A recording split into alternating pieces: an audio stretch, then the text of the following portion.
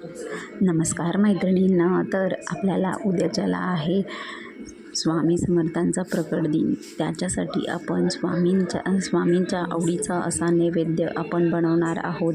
तर तो म्हणजे बेसनचे लाडू. तर चला मग आपण आता पाहूया बेसनचे लाडू बनवण्यासाठी काय काय लागते ते. तर बघा, आपण स्वामींना आवडतात बेसनचे लाडू. त्यासाठी आपण ते एकदम रवळ आणि पौष्टिक व्हावे यासाठी आपण सर्वप्रथम पॅनमध्ये रवा भाजून घ्यायचा आहे. तर रवा घातल्यामुळे जे आपण बेसनचे लाडू बनवतो ते आपल्या दाताला चिटकत नाही, म्हणून आपण रवा घालायचा आहे आणि त्यामुळे एकदम खमंग असे लाडू होतात. तर असा रवा आपण भाजून घेतलेला आहे. त्यानंतर आपण थोडेसे तूप टाकून थोडे तूप टाकायचे आहे, जेणेकरून आपण बेसन जे आहे ते एकदम जास्त तूप होणार नाही याची काळजी घेऊन आपण टाकायचं आहे. तर मी स्वामींसाठी एकच वाटीचे तेवढाच नैवेद्य केलेला आहे. त्याच्यामध्ये 11 लाडू झालेले आहेत. तर तुम्हीही असे थोड्याच क्वांटिटीमध्ये तुम्ही करू शकता. तुम्हाला जर तसं जास्त क्वांटिटीची पाहिजे असेल 1 किलो वगैरे, तर तसंही सांगा मला कमेंट करून. तर मग आपण हे असं मस्त भाजायचं आहे. लक्षात घ्यायचं आहे की थोडे आपण तूप टाकून आपण भाजून घ्यायचा. बेसनचं पीठ घेतलेले आहे ते असं व्यवस्थित भाजायचं आहे. थोडं तूप टाकून भाजल्यावर हे खमंग भाजले जाते, म्हणून आपण थोडे तूप टाकून व्यवस्थित भाजून घ्यायचं आहे. तर मला एक स्वामींचा अनुभव आलेला मी तुम्हाला सांगते. तर स्वामींचा अनुभव हा शेअर करायला इतका आनंद होत आहे की मला तुम्हाला सांगण्यास असं अतिशय आनंद होत आहे. तर बघा, स्वामी कसं आहे, स्वामींचा स्वामी जे आपले आहेत ते सर्व भक्तांना संकटाच्या वेळी धावून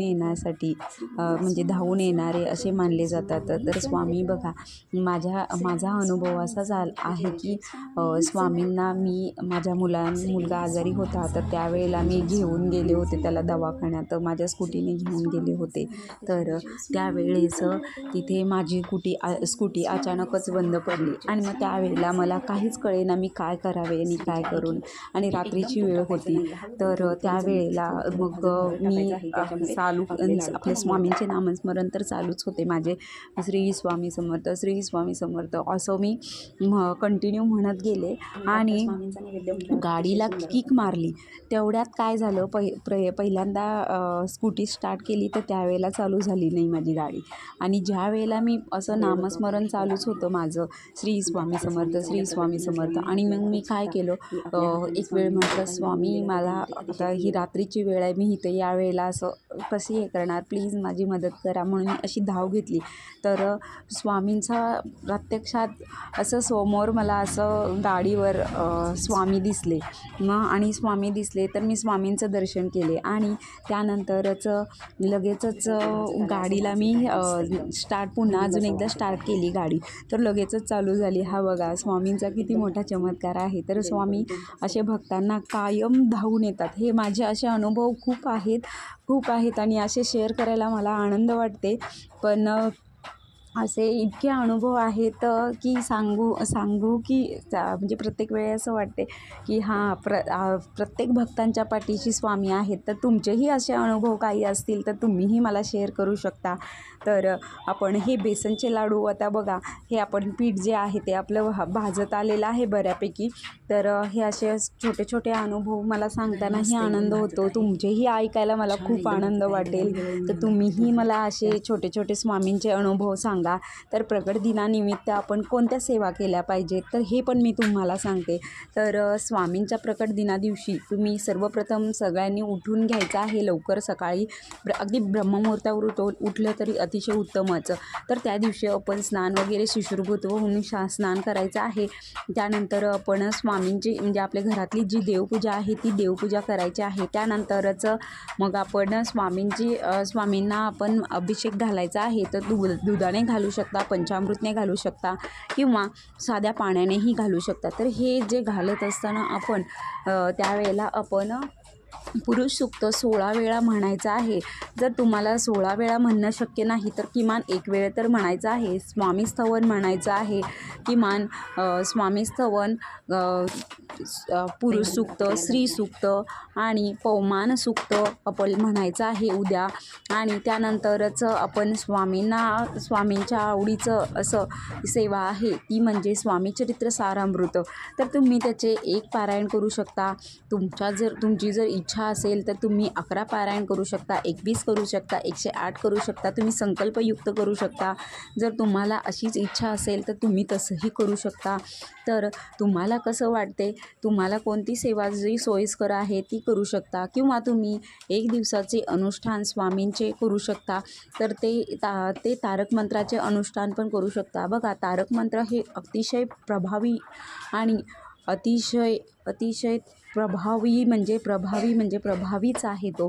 कारण तारक मंत्र हा तारणारा आहे, भक्तांना तारणारा आहे. तर म्हणूनच भक्तांचे संकट जे आहेत ते तारून नेणाराच म्हणजेच तारक मंत्र आहे. तर स्वामींचा तारक मंत्र 1 वेळ जर आपण म्हटला तरी आनंद होते. बघा, तुम्ही जे तुमच्या मनात इच्छा आहेत त्या इच्छाही पूर्ण होतात. म्हणून तुम्ही तारक मंत्राचे 1 दिवसीय अनुष्ठान तरी मांडून पहा, मग तुम्हाला अनुभव येईल. जर एखाद्या संकटात असेल तर त्यालाही संकटातून तारणारा असा मंत्र आहे तारक मंत्र. तर बघा, आपण हे लाडू जे बनवलेले आहेत ते त्याचं पीठ भाजून घेतलेलं आहे, पूर्ण भाजलेलं आहे. असं थोडं तूप टाकून आपण मस्त असं लाल खमंग असं खरपूस भाजून घ्यायचं आहे. त्यानंतर आपण त्याच्यामध्ये पिठी साखर घालायची आहे. तुमच्या आवडीनुसार तुम्ही पिठी साखर घालू शकता. तर उद्याच्याला स्वामींचा प्रकट दिन असल्यामुळे मी तुम्हाला लाडूची रेसिपी शेअर करत आहे. तर ह्याचबरोबर आपण कोणत्या सेवा कराव्यात, कोणत्या नाही, म्हणजे कोणत्या सेवा केल्याने आपल्याला काय होते हे मी तुम्हाला सांगितले. तर असे जे छोटे अनुभव आहेत ते मी तुम्हाला शेअर करत आहे. तर बघा, तुम्ही हे स्वामींना आपण त्या दिवशी हे करायचं आहे. तर तुम्हाला उपवास जर शक्य नसेल तर तुम्ही उपवास नाही केला तरी चालेल. पण तुम्ही स्वामीपुढे 5 मिनिट तरी दिवसभरातले आपण स्वामीपुढे दिवा लावून आपण डोळे बंद करून स्वामींचं नामस्मरण तरी केले तरी अतिशय ही आणि खूप मोठी तुमच्याकडून सेवा होईल. तर तुम्ही अशी सेवा छोट्या मोठ्या सेवा ज्या आहेत ते तुम्ही करू शकता. तर माझंही दिवसभर असं नामस्मरण चालूच असते. त्याप्रमाणे तुम्हीही नामस्मरण करत जावा आणि तुमच्या जे संकट येणार आहेत ते संकट कमी होतील तुमच्या ह्याने. आणि स्वामींचा लाभ हा क्वचितच भक्तांना लागतो. तर म्हणजे स्वामींची जर इच्छा नसेल तर तुम्ही त्यांचे भक्त होऊ शकत नाही. हे खूपच सर्वांनाच माहीत आहे आणि सर्व सेवेकऱ्यांना माहीत आहे. तर बघा, मी असे लाडू बनवलेले आहेत. तर तुम्हीही असे स्वामींना लाडू बनवा आणि प्रसाद म्हणून तुम्ही लाडूचा नैवेद्य करू शकता किंवा पुरणपोळ्याचं नैवेद्य करू शकता. तर तुम्ही असं उद्याच्याला हे साध्या भोळ्या आपल्याला म्हणजे एखाद्या व्यक्तीला जर म्हणजे आपल्या स्वामींना जर हे आवडते, मग आपण ते जर बनवले तर त्यांचा आशीर्वाद कृपा आशीर्वाद तुमच्यावर कायम राहतो. मग हे बघा, मी असे एक करून हे लाडू बनवून घेतलेले आहेत. अशा हाताने मस्त गोल शेप दिलेला आहे. तर तुम्हीही असेच लाडू बनवा आणि स्वामींना नैवेद्य दाखवा. आणि नैवेद्य हा स्वामींचा सात्विक असावा म्हणूनच तुम्ही गावरान तूप वगैरे वापरा, डालडा वापरू नका शक्यतो. आणि असे मस्त खमंग खरपूस असे मस्त एकदम लाडू करून घ्या आणि त्यावर न चुकता 1 तुळशीचं पान व्हायचं म्हणजे ठेवायचं आहे. जर प्रत्येक नैवेद्य स्वामींना दाखवताना नैवेद्य हा स्वामींचा नैवेद्य असतो ते आपण असं चौकोनी भरीव मंडल काढायचं असतो आणि त्यानंतर आपण स्वामींना तो नैवेद्य दाखवायचा असतो. तर तो नैवेद्य आपण दाखवायचा आहे. तर तुळशीचं पान हे न चुकता आपण स्वामींना अर्पण करायचं आहे. तर उद्या पण तुम्ही 1 का होईना तुळशीचे पान स्वामींना अर्पण करा आणि मग मला अनुभव तुम्ही सांगायला विसरू नका. आणि असेच छोट्या मी रेसिपी करत जाईल. तर तुम्हीही मला असं लाईक करा, शेअर करा आणि सबस्क्राईब देखील करा, जेणेकरून आणि तुम्हाला नवीन रेसिपी कोणती हवी असेल तर ती मला तुम्ही सांगा कमेंटमध्ये, जेणेकरून मला पण कळेल की माझ्याकडून तुम्हाला काय अपेक्षा आहे. तर या पद्धतीने आम्ही असे लाडू केलेले आहेत. तर बघा किती सुंदर असे लाडू झालेले आहे. तर वास तर अक्षरशः घरामध्ये पूर्ण पसरलेला आहे.